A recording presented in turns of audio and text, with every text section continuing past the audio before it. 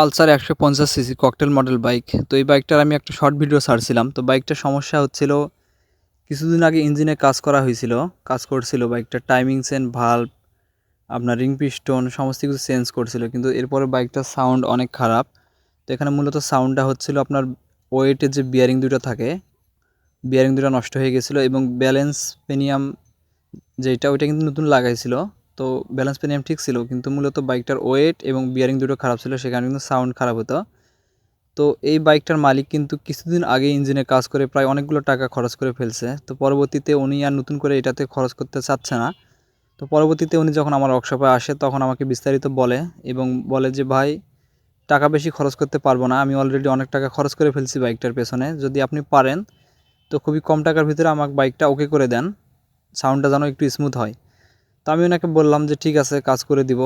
তো ওয়েটের বিয়ারিংটা কিন্তু চেঞ্জ করতে গেলে পুরোটা ইঞ্জিন খোলা লাগে। তো আমরা হচ্ছিল বাইকটার ভিতরের যে বিয়ারিংটা আছে ওয়েটের, এটা কিন্তু একদম নষ্ট হয়ে গেছিলো। তো ওয়েটের বিয়ারিংটা ওয়েল্ডিং করে বের করছি এবং ওয়েটের যে বাহির সাইডের বিয়ারিংটা এটাও চেঞ্জ করে দিলাম, গ্রুপটা করে দিছি বিয়ারিংয়ে। এবং ওয়েটের যে মার্কিংটা থাকে, এই মার্কিংটা অ্যাকুরেট করে যেভাবে আগে ছিল ওইভাবে মার্কিং দিয়ে আমরা খুলছি এবং পুনরায় এভাবে সেটিং করে দিছি, অর্থাৎ পুরাতন যে ওয়েটটা ছিল সে ওয়েটটাই, কিন্তু আমরা ওয়েটের যে পেনিয়ামটা এটা একটু ঘুরাই দিয়ে লাগাই দিছি, যে পাশে আগে ছিল তার অপোজিট সাইডে দিয়ে দিছি, যেহেতু পুরাতন গাড়ির সঙ্গেকার ওয়েট পেনিয়াম একটু ক্ষয় হয়ে গেছে। আর এগুলো মূলত চেঞ্জ করতে হয়, কিন্তু বাইকের মালিক যদি চেঞ্জ না করে বা ওনার যদি বাজেটের সমস্যা হয় সেক্ষেত্রে তো অবশ্যই কাজটা করে দেওয়া উচিত।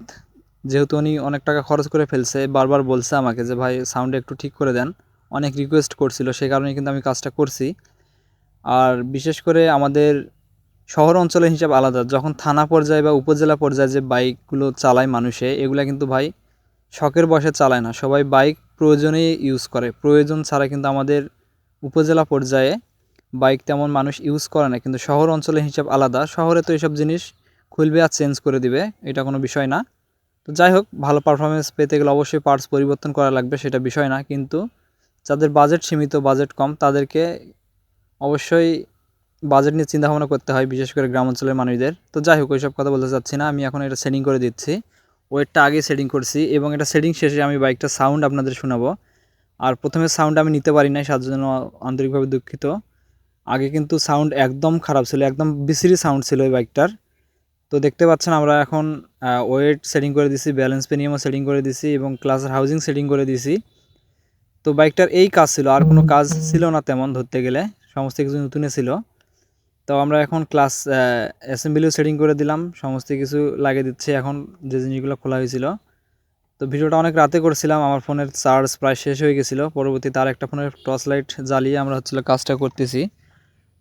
তো ভিডিও কোয়ালিটি একটু খারাপ হতে পারে, আপনারা একটু দেখে নেবেন। তো দেখতে পাচ্ছেন সমস্ত কিছু সেটিংয়ের পর বাইকটার সাউন্ডটা কীরকম হয়েছে শুনে একটু